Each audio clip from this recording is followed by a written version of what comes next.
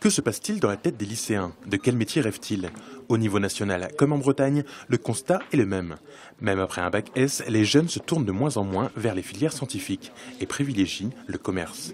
Alors depuis 3 ans, le rectorat, la région et le CNRS se sont lancés dans une opération séduction, l'immersion sciences. Elle a pour objectif d'essayer de provoquer des déclics. Nous avons là des élèves qui sont motivés, curieux de sciences, et donc on veut leur montrer que d'une part en Bretagne on a des chercheurs très innovants, on est en pointe de recherche dans de nombreux domaines, et puis leur montrer aussi que le parcours scientifique et les études scientifiques sont abordables.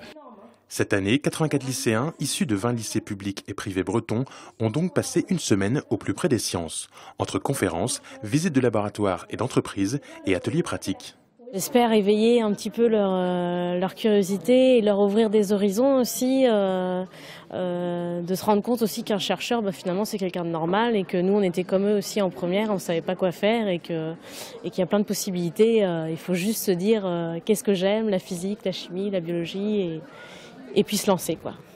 Une opération de démystification qui semble déjà avoir porté ses fruits. Et puis c'est vrai qu'on se pose beaucoup de questions, si c'est vraiment là-dedans qu'on veut aller. Du coup, c'est vrai que ça nous fait découvrir plein de choses nouvelles et ça nous fait poser plein de questions sur ce qu'on voudrait devenir. Du coup, le fait de rencontrer des chercheurs comme ça, c'est super intéressant et voilà.